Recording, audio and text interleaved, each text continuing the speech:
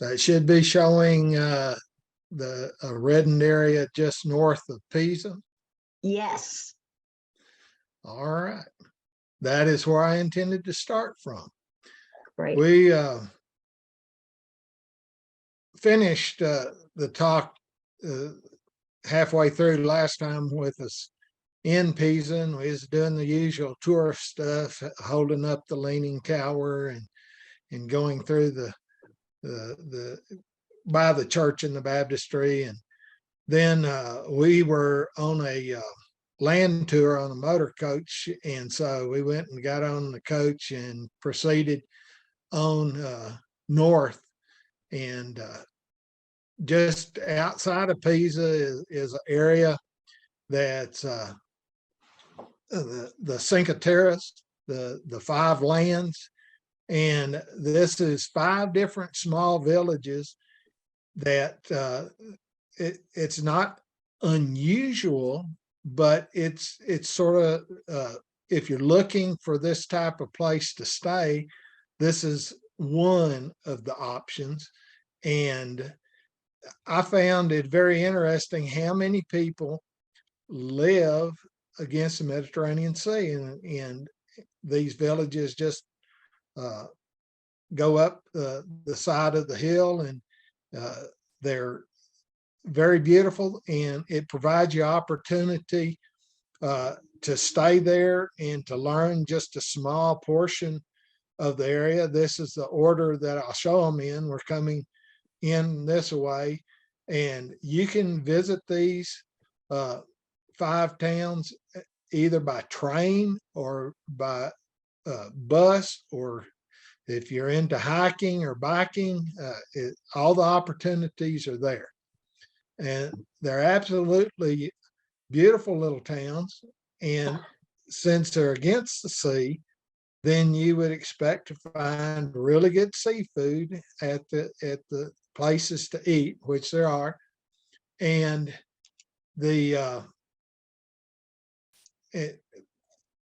if there's any members in Italy to stay with, I'm not aware of them. We were staying in hotels ourselves, and provided by the tour company that we were traveling with. And it was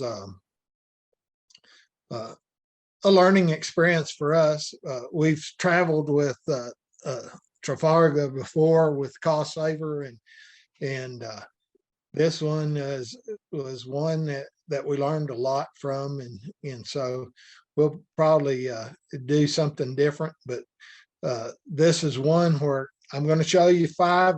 They're different in their appearance slightly, but they just provide you with the opportunity to be by the sea, to smell the ocean or the Mediterranean Sea, to walk down the small streets, and to enjoy the town.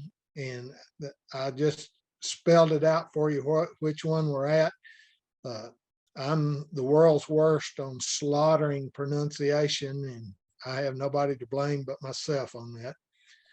But each of these are in wine country. They have terraced vineyards behind them. And so you have the opportunity to have good seafood, good wine, good Italian cooking. And this particular town, the railroad track is down low, down towards the sea area. And if you're one of these that likes lots of exercise, then you've got it. You can walk up these stairs all the way to the city. And then when you get through going through the streets and shopping, then you can walk all the way back down to the train station. Or the other option is just to take a city bus and let them take you up there. And that would probably be my preference. And then once you're there, it's just a beautiful place to go and visit. And as you can see, on a sunny day, each one of these towns provides you opportunity, and it gives you the option of staying in one and commuting by train to the other. And I really enjoy European train system, because you can get just about anywhere that you want to go and do it quite easily. And again, you can see the terraces in the back, and the grape production is very prevalent there. Again, sea, people fishing in the sea and boating on the water, and just a great, beautiful place. The last town I show you here is the one with the most beach, and that gives you a clue to how crowded it gets in the warm weather season. And it's just crowded as it can be. And so if you don't like to be elbow to elbow with people, try to avoid that season of the year. If you like the heat and the beach and everything, this is probably where you want to set up and call the shots and go stay in a little hotel or Airbnb and enjoy the cities there. And these go all the way around. And we were headed over here to Monaco and on into Nice. And so these towns just exist all the way that way. Earlier, we had been up here in Switzerland, Austria, and we've been to Milano, and it's one that a lot of people. This is the area that they shoot for, because you can fly in here or take a train in here. And when you get there, probably most people are looking for a reason to go to this church. But I highly encourage you to get you a ticket to get into this thing, because the lines are very long and they're very slow about getting in and out. And that's because of the beauty that's there. Over here to the side, I'll show you here in a second, it's a shopping center. This is a large piazza, and it is another beautiful day. They're always working on something. You can see that they've got scaffolding there, and it's just going to be there somewhere, because they're always working on this church. But it's a beautiful building. This is the oldest shopping center in Europe, and if it's a high dollar store, it's in there, and it's very beautiful on the inside. You can spend the whole day there if you're a shopper, or you can just walk through and go over to the park and enjoy it. The bullet train does come in here, so you can get a high-speed connection to other parts. As you walk through the building, this little park's at the end of it. You can sit down, enjoy the day, or if you want to proceed on, you can go to the wall that goes around a portion of the city and enjoy the tour and learning about the history and the background of this particular city. You can spend days here, and we spent 2 days, and my primary thing was to make sure I gave lots of business to the gelato salespeople. And so, since there's one on nearly every corner, I could think I probably supported 10 or 15 of them. So it was a tasting opportunity. And the Northern Italy, if you're not familiar with them, you have Lake Margo, Lake Como, Lake Garda. There's just several of these, and each one of them is its own thing. When I show you here later in the presentation, this Versi will show you a little stop there, but this one, we're going to be showing you this town, but we're starting from this one, which happens to allow you to look over at the island that's in the presentation that I'm discussing. But this is a town. Walk the streets, enjoy the shops. It's a great little town. We enjoyed just sitting there and enjoying a drink and watching the world go by, and it's very beautiful. And lots of stairs and lots of walking around. Again, this one's a lake, and so it's not the salt water deal. It's a fresh water, and it's quite large in itself.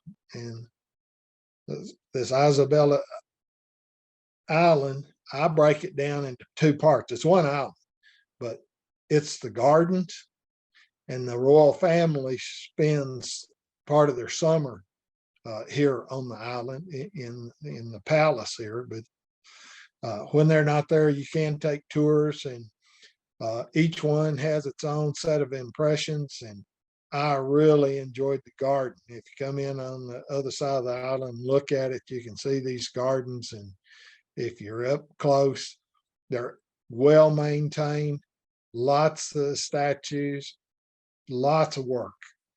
And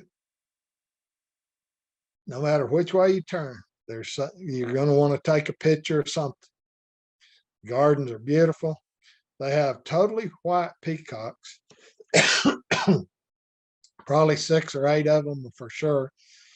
And my wife spent a lot of time trying to get that picture. And that particular bird was getting about tired of her. And so I'm glad she finally got it and let the bird alone. But I enjoyed the gardens. The palace itself is very nice. It's like most of them. It's made to impress. You go in, and you're looking up at high ceilings, domes. The biggest table I've ever seen with settings. And I mean, if your family can't sit around this table, you got a big family. And it's impressive glassware, impressive rooms. I just picked one object to show you that I couldn't believe the work that's in this. These are really, really small tiles that have been put into place. And this is a table, and it's probably 3 feet across. It's not any much bigger than that. Said it took them 7 years to build. The detail is amazing, and I could be patient enough to build this, but it is a nice table, lots of work. The other thing I found useful here is, without central heat and air, how do you stay cool? Well, I'm down in the basement, and it has about 1 foot thick ceiling of rock that's been brought in and used in 4 or 5 rooms. And this thickness, same with the windows and everything, it's about 1 foot thick on these walls, and it provides the insulation to help keep things cool in the summertime. And you can walk down this particular hall in the palace, and it's got tapestry here, and it always amazes me the amount of work.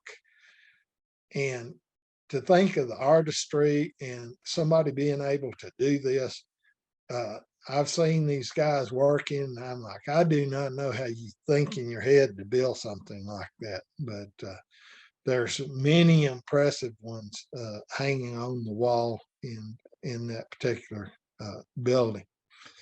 We got on the bus, made a very short trip, and this particular, they call it Colossus, but this is a priest, lived back in 1600s, and his church loved him. They built this big copper statue at 70 feet tall, has stairs that goes up to the base of it. And I was going, man, these people really like this guy to build that. And in the backgrounds is the sea and the lake there, and it's a pretty place. And right across the street is a church. And when you go into that little chapel, it has a few details that are beautiful to look at. and you think, well, we have artists in all time frames and doing great work that just catches your focus and you enjoy seeing. As you drive into Versailles, as we was talking about earlier, it has a large garden, well maintained. We stayed there about an hour and a half, and you could stay there all day. It's large enough, beautiful enough, but like most of these motor coach deals, they got you on the clock. Be back here and get on the bus, or stay, and we'll leave you. So we definitely get back on the bus in a hurry. We move over to Como and spend a little time on Lake Como, and this is a beautiful town. And if I hadn't made the point, you're in the mountain region. So you got lakes, you got mountains, and this just gets even more impressive as I move around the top portion of Italy and moving towards the east. And Lake Como is got lots of nice homes on it. Not only along the edge, out on islands, they have homes that just take your breath away. And you'd like to spend plenty of time there. Yes, George Clooney does live there. We missed him by about 2 weeks, but he probably wouldn't have stayed to see us anyway. But it's good to know that he considers that area good enough to stay in. And I don't know which house was his. That would have been good enough. That one right there, that's out inside the lake. And I wouldn't have turned it down. And we was early enough in the season that the leaves was just coming on. But this will make a nice canopy by the time the summer gets there. Lots of stairs, as I said, but that's the way all these towns that I've shown you so far is. You're going to do lots of walking up the streets. So yeah, oats are not permitted to get. Anyway, I was looking at somebody's comment. It says boats can't get close to Clooney's house. All right, good to know. Well, I really wasn't checking him out, but people did tell me to look for him, and we just didn't see him. Then we went over to Viargo. That's another place that we enjoyed spending time in. Lots of things to visit in this wall city, and you can walk this thing, and it's lots of miles that you can go and spend time on. You can be down in the city itself. It's large, lots of shopping opportunities, lots of churches, museums to go to, lots of bell towers to take pictures of. So we did.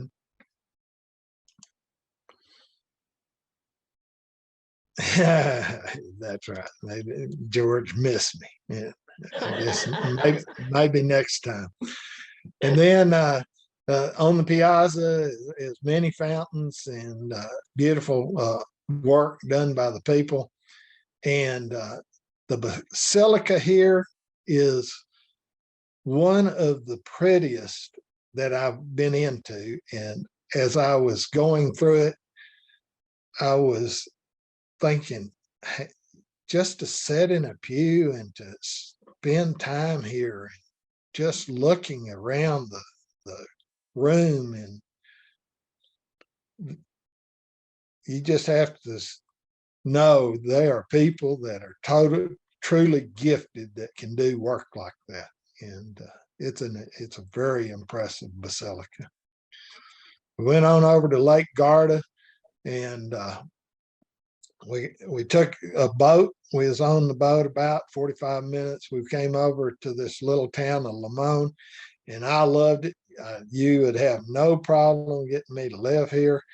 I'd probably want to take this abandoned lemon production place and try to make it work It may have been the diseases wiped it out where I couldn't reestablish it, but it sure looked like an opportunity, and most people would know what the lemons was used for, since I said I'm in Limon, and it's going to be probably limoncello or lemon some product. And we really enjoyed the town. Just everything about it was charming, and we actually took a boat over to another town close by and had our evening meal there. But it was narrow streets, beautiful steps up that we took a lot of pictures, to say the least, while we were there. Verona was another one that we spent considerable time in, and enjoyed seeing the city. This is a piazza. It's got several statues there. Had a fair going on while we was there. The different structures and artistries that's there, different than a lot that I've seen, and we saw those. But everybody goes, well, what about Juliet's balcony? That was the farthest thing from my mind, but it was number one on the landings. And so we went to the balcony, and you've heard of the letters to Juliet, and that's one of a large wall. I did not anywhere close to getting all the little scraps of paper in here. But this Juliet's balcony, if I could show you what angle I'm shooting this at, I'm probably shooting over 200 or 300 people to shoot that picture. And I am wall to wall, elbow to elbow with people. And it's a busy day, and our tour guide said, hold on to our possessions, make sure wallets is transferred to the front pockets.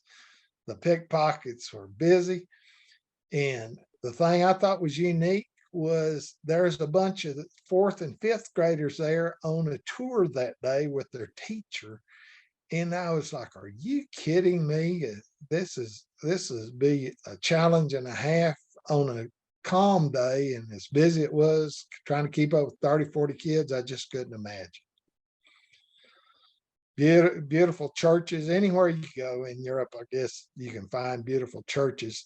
It's just one after another, and just great efforts. If you're looking for a garden, just close to town there is this particular garden. Lots of work, and another one that you can spend many, many hours in, looking around and enjoying it.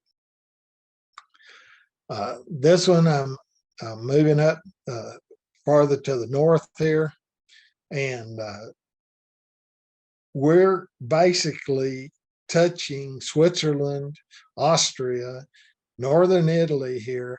We are in the Dolomites. We're actually on a funicular taking a picture of the city here. You can see the vineyards. This mountain scenes, any day the sun's right, you're going to get a great picture. And it has a church here in town that has one of the unique roofs, tile roofs that of the cities I've been to. There are others, and this is probably one of 3 or 4 I've seen that's tiled like that. Very unique, very distinctive and identifiable, and definitely worth a stop to see. We actually are getting on the bus, and we're going out just a few miles away, and we're going to be on a walking tour and taking pictures of a valley.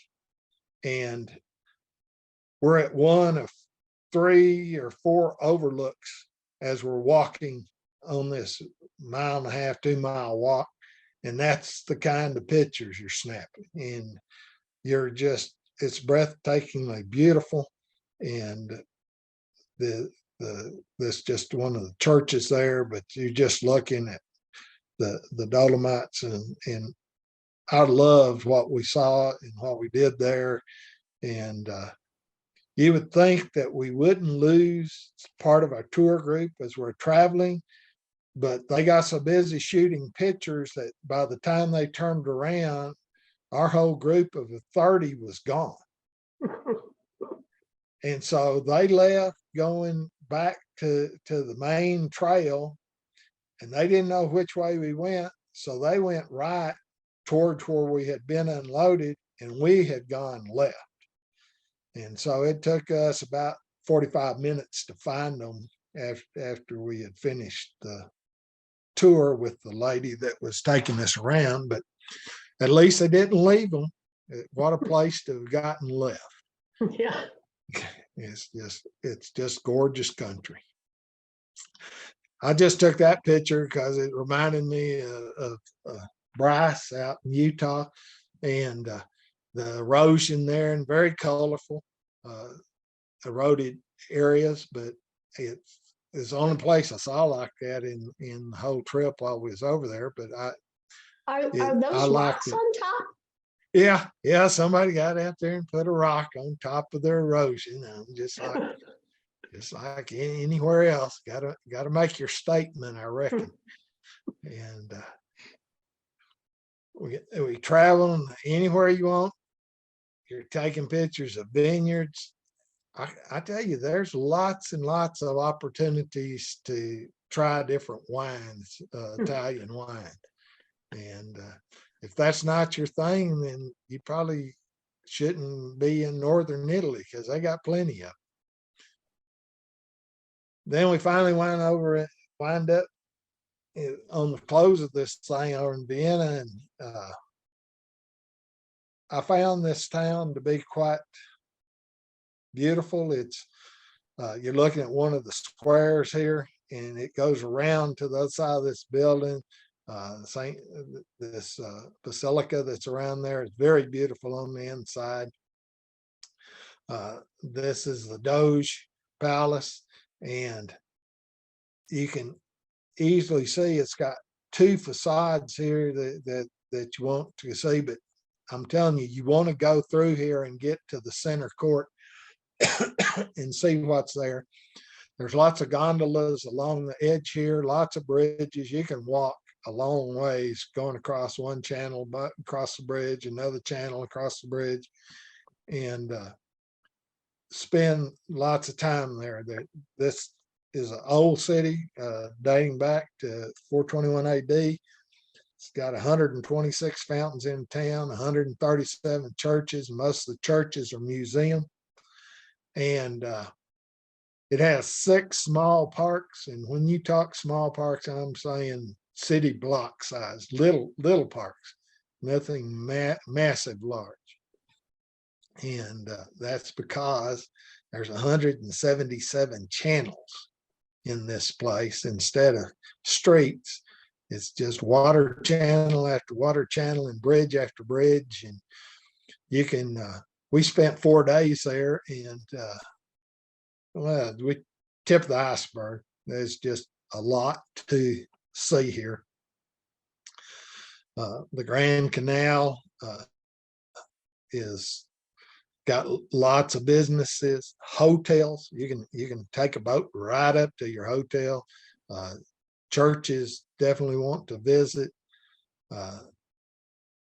Just one church after another. That's the same church, but there's one anywhere you're going to look, there seems to be a church. And again, the beauty and the masterpieces and the artistry is there. This is one of the newer bridges in town, and this one has different hands clasping as you look through it. You certainly can't go through it with the chains there, but it's certainly a discussion point when you go by it. Now this is the Doge Castle again, and this is the one that you couldn't see as far as one of the sides, and this is a bridge of size. There's over 300 bridges in Vienna, and it's this picture is not implying that they're looking for business. It just happened. That's the way it snapped when I got the picture. Looks like everybody's trying to get over here and get this one person. Well, everything here is very, very well organized. There's a person that sits over here basically on these steps, and they just load one boat, one gondola after another. And it just happens to be a place where they get together and pick people up. And there's still about 400 gondolas left, and they do good business. And we enjoyed the opportunity to go there and on the Grand Channel. And on the other channel, we didn't take a gondola, we took a enclosed boat, but we had the opportunity to enjoy seeing this, walking it, and the town's just absolutely worth spending time in. And the gondolas are all quite unique themselves. And I don't guess there's any two alike. And so you can admire the workmanship even within the boats themselves. We were crossing a bridge, and it's just like the channel is a street. It's just where's the next street? Where's the next channel? And we enjoyed the town. As I mentioned, St. Mark's Billy, Basilica. Yes. Billy, back on the gondolas, do people need to have reservations for them, or can you just go and wait and get one? Do you know? And like, what's the price of them? That I can't answer. I don't. The question you asked, yes, you can go and wait and get on. Better to have a reservation, but yeah, you can go and wait, get on it. As far as cost, I do not know. It was part of our tour package, so they took care of it. We happened to be in a gondola with Lanny and I and one other, and we had a person that played the guitar and a singer. That was who was on our gondola. And so as we were going down through these little channels, that guy's voice was just echoing off of the sides of the building, and everybody on the bridges was turning and looking and taking pictures, because it's sort of the entertainment of the day floating down the channel coming their way. Wow. Stan them said they paid about 80 euros for the whole boat to do a gondola. But it seems like we were there 20 years ago, and they were talking like it was going to be $100 a person. And there were four of us, and we were like, I don't even think it came with a singing gondola. It was just the trip. And so we thought that was steep 20 years ago. Yeah. Well, we had enough that we filled 7 or 8 boats, and they put guitar players and singers on 3 of the boats. And so nice. We were entertaining the neighborhood. Yeah. As we was going through, and we enjoyed that visit. And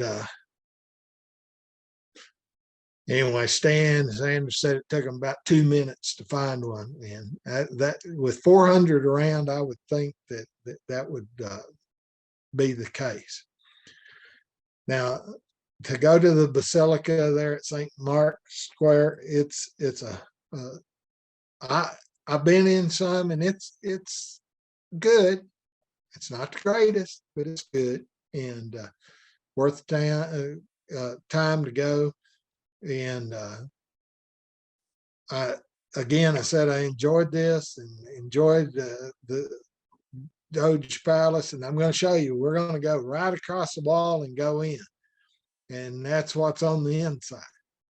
And so you can see the basilica is back behind this, and you would not even know this was here to go look at if you didn't know it's there. I'm just saying, it's there. Don't miss it. It's really a neat little place to go into.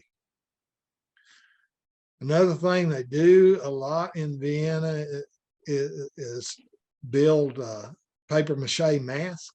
They make about 10 different types. We walked into one shop and we went from nothing to the finished product, and he was just more than glad to talk to us. And their big business is 3 weeks before Lent, and it's Carnival, and they do enjoy that celebration. And these can be found, like I said, all over Vienna. Another one that you might run into, it's so unique that if you see this, there's not another one in town. This was built at the end of 1500. Sorry, at the end of 1400, 1499. And it's 7 stories, and you can work your way to the top. And when you get on top, you got some beautiful views to take pictures from. And just walking up the staircase in itself is its own beautiful pictures. So it's a one of a kind, and definitely worth taking a look at. What makes up Venice, Italy, is 118 islands. And yeah, Vienna. Yeah, I'm sorry, Venice. Yeah, Vienna is a whole nother deal. We went there too, and lots of rooms in that particular place, but that's another story. There's 118 islands here that makes it up. Murano is the island that's known for its glass blowing, and Burano is known for its colorful houses. And so we're going to go over to Burano, come back and finish up in Murano, and then we'll say we've done northern Italy. And when you get to Burano, this bell tower actually has more lean to it than the Leaning Tower of Pisa. I mean, it's got a pretty good angle to it. You can't miss it. As you're coming up on boat, you see the thing and you're going, wow, that's ought to be falling down. If you're there on a sunny day, there is no way you cannot get color. This town has lots of color. Any of the channels you go to, any of the streets, you just can't miss getting a very colorful picture.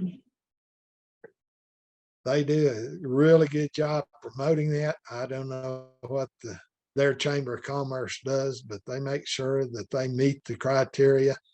We ate a meal there, enjoyed some Italian food and hospitality, and took plenty of pictures of colored buildings, and you just can't miss that.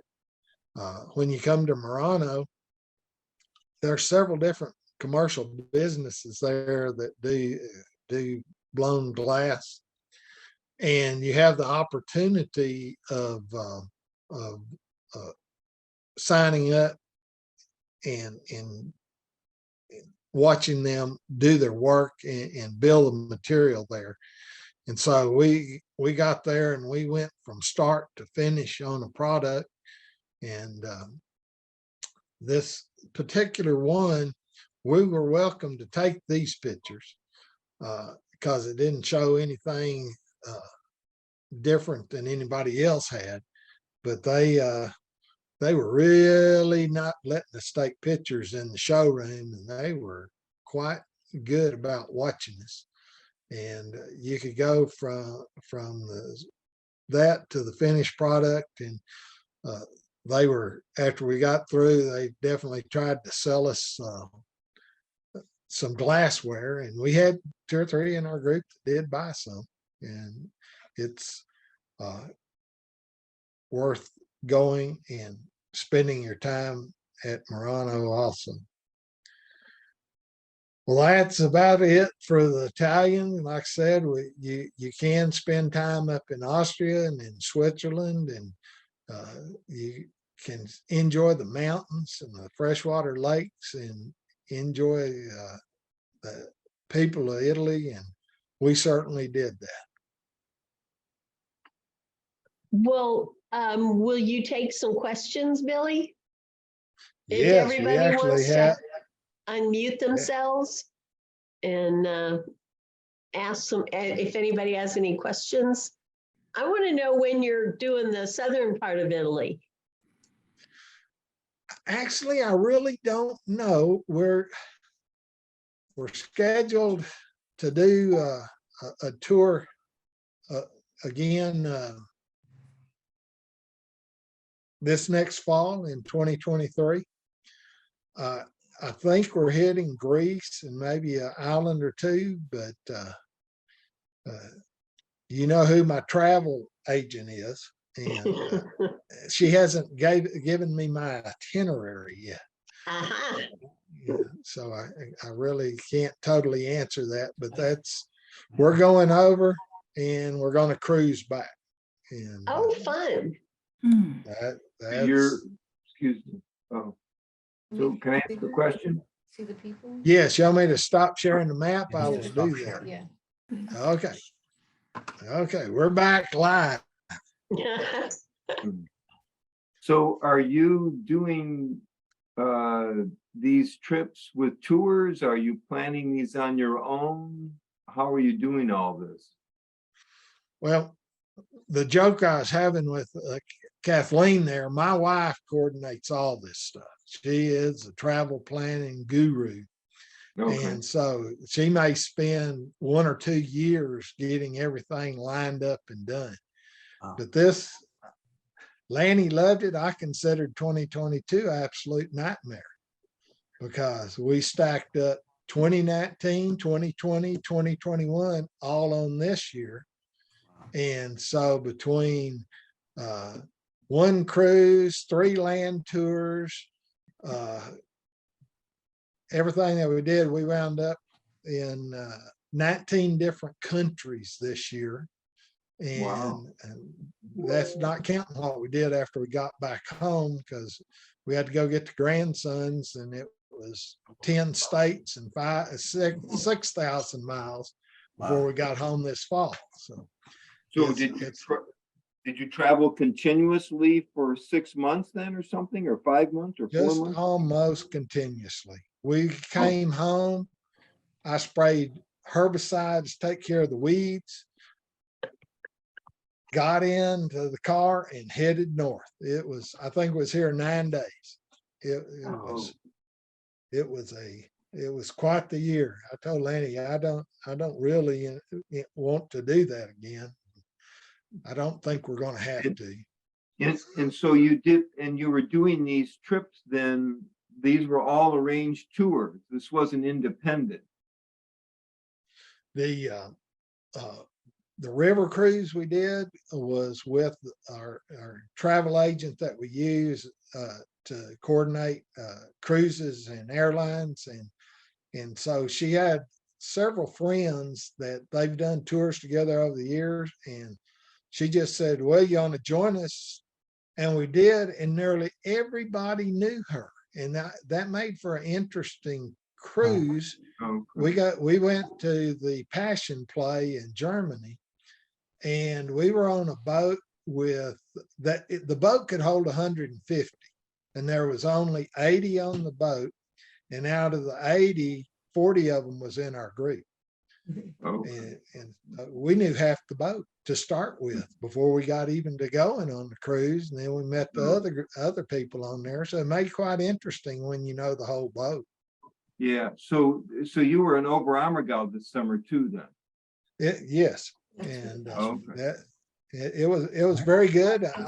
It's a lot. I think it's a lot more enjoyable if you speak German, because I was so busy trying to read that brochure that it was hard to get the most out of that. Yeah, because we were there too. We were there at the end of June, and we traveled some this summer too, but what we did was independent. So you were going, I mean, you were only home 9 days, and then you went back, and you were gone like 5 or 6 months, but it was basically mostly, it was just different trips, and some of those trips must have been back to back. They were. Yeah, 3 of them were back to back to back. And the last land cruise, the tour we did, I think it was 16 days, and we went to 10 countries. Oh, And, my. yeah, it was Oh, not my idea of fun. oh, Yeah. my. But the young people on the bus loved it. They said, nowhere would I get to do 10 countries. And I'm going, Countries in 16 days. yeah, Yeah. yeah. Because we were gone this summer and we did 7 countries in 100 days. Were any of your That's pictures, more enjoyable. Yeah. were any of and- your pictures you showed us perches? They were beautiful. I Did you- have not been through all the pictures yet. Kathleen probably wants me to get done. It took me Yeah. almost 3 weeks to put the Italy one together.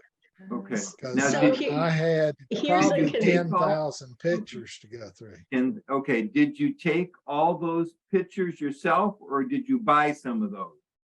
No, I took most of those. Lanny's a great Wow. photographer also. Your photography is beautiful. Yeah, So here's a true confession. Yes. When you said you were coming back on a cruise from this next trip, yes. I was like, yes, you'll be on a boat for all those days. You can go through your pictures. Well, Oh, my. it's I think we shot in the 2022 90,000 pictures. Wow. Oh my And so gosh. 90,000. Barbara, you took- there is so many to go through that every time I look, I just close the computer and say, I'll look at this another day. Yeah, They're all really. beautiful. What you Oh, took is my. just beautiful. That's incredible. Mhm. Yeah. Bill, You picked your best ones. They're yeah, I great. have a question about who was on the tours. We noticed a great big difference in the age of the people on the tours now. Did you find it was a lot of young people on those bus tours? We had out of both tours, we had a good mix. One of the tours that we went on was England, Scotland, and Wales. And it was most people younger than us, and there were probably 3 that were college age on there. And so it's a good mix, and that was a group that bonded really, really fast. And the last tour that we had, it was a larger group, and I don't guess we ever bonded. We had the cliques here and the cliques there, and we had some that we probably had 2 college graduates and a couple of high school kids, and then a lot of 40-year-olds and Yeah. very few older people. That's exactly what we noticed. It's a big change in the bus touring in Europe.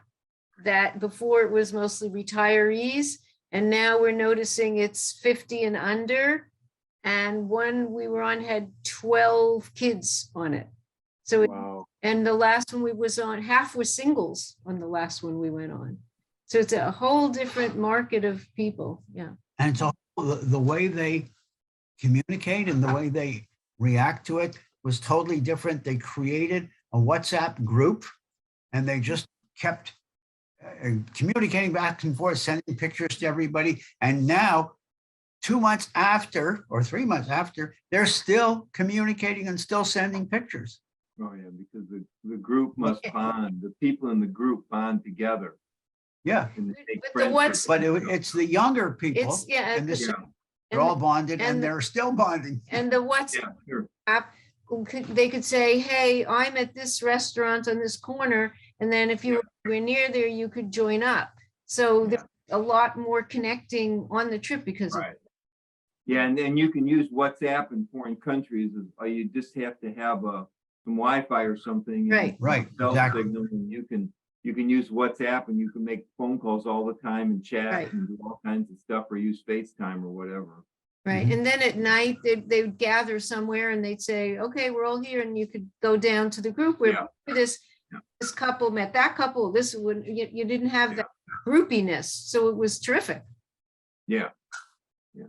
There's a One lot And of- of, this one was of the- instigated by the people One- themselves, not the Right. organization. No. Right, right, Right. exactly. Yeah, because And- people form and those kind of another- relationships. Another thing I thought was interesting is like, I know of 3 different company CEOs that was on the tour, and their criteria was they had to have good Wi-Fi in the evening. And they were Oh. still conducting business Oh, and doing all their stuff. And some of these, one of the guys I really liked, and he ran a security company in Australia. And oh, okay. every day he was in there doing something by Mm. distance. And I was just amazed at what he was able to do. Mhm.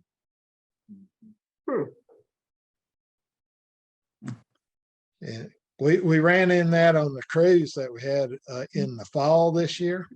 I'm sorry, in the spring. We went over and did one that Mary encouraged on Croatia and Montenegro and all of that. And Yeah, when we left port, we no longer had an internet signal. Mm. And there was some really, really mad people. I can imagine. One of the guys had been on the boat already 14 days cruising the Caribbean. Mhm. And he said my internet was as good as cable the whole time they was in the Caribbean. And the second they went to heading across the Atlantic, it went to nothing. And he was not happy. Well, I noticed on a cruise to South America that I did just before all this went away. It was Holland American, and they charged, it was 18 days. I think they charged over $100, like $150 for internet. It was extra. But I was working on some other projects too and had to have it. So I just had to pay it. But you could get it by the day or by 3 days or by the whole trip. But yeah, that was a big, they had it, and it should have been free to everybody because the trip is not cheap. And I really resented the fact they charged so much for everything. They just nickel and dime you to death. When we were over in England, Scotland, Wales in that April timeframe, we were looking for European providers for internet, for cell phone service. Mhm. And we finally come up with AT&T was as good as anybody. And we worked a deal with AT&T here, and for a 30-day session, it cost us $100. And that worked out great because anytime we were anywhere, she could call home, talk to anybody, didn't cost anything extra. But the real usefulness was for the apps. And Yeah. where's my car? We worked that out big time because every time we got off the bus, he'd say, be back here at 1:30, be back here, whatever. What's my app come out? And we locked in where we were. And I couldn't tell you how Wow. many times we was 180 degrees from where we were supposed to be.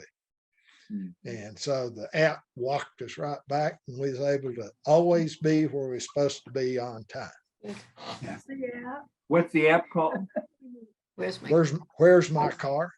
Oh, where's my car? Oh, so you could Yeah. like mark a place on the map or something. Yeah, it's actually a parking app. Okay, Yes. yeah. And you just drop a One pin. thing, yeah, one thing I wanted to let all of you folks know because it sounds like a lot of you are international travelers, is that we have a T-Mobile account. And when you have T-Mobile, for $50 a month extra, you can get their Global Plus. And it gives you 15 gigabytes of data, and you can call about, I don't know, 160 or 70 countries. You can call landlines and I think cell phones. And for that $50 for most countries, you have to check online, but you can call practically anywhere and it costs, it's just the 50, it's the extra $50 you have to pay. So if you're a T-Mobile user, and that's part of the reason we keep T-Mobile, because some places we go, services in the States isn't all that great, but you get off a plane practically anywhere and it gives you a little message, and you can text for free, and you can do all kinds of stuff with that Global Plus plan. So that's really worth it for $50 a month. That's good to know. It Yeah. is. But it's not a calendar month, it's from the. Yeah. date. Like ours is the 19th to the 19th. It's in the bill, it's in the billing cycle. So when you want to get off it, you gotta know, don't go 2 or 3 days over, then you have to pay a You have second to pay, month, I yeah, suppose. it goes by the billing cycle. So when we were in Europe this past summer, we used that, and it was really worth having, because you can call a restaurant, call a hotel, wherever you're going, and Sounds good. and you have to dial like you're dialing from the States, not like you're in the foreign country. So it's a little different. Yeah. You just have to get used to that. Yeah. Unfortunately, T-Mobile does not exist in Canada.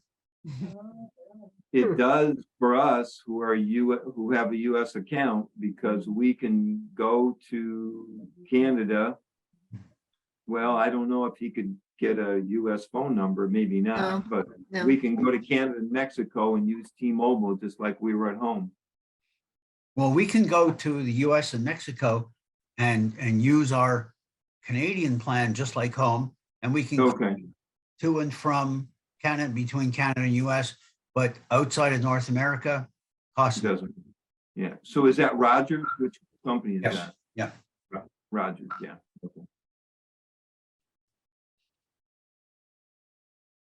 Okay, well, it is almost, our time is almost up. And do you have a last question? Gail Turner, I have Verizon. I think you froze, Gail. I did too. I think you froze, Gail. Yeah, I did too. I'm having trouble with my. No, I was just gonna say I have trouble with my. No. And I was just gonna say I have. Okay. I'm Dennis. We're in Colorado, and it's time to make Okay. dinner. Yeah, Thanks, everybody.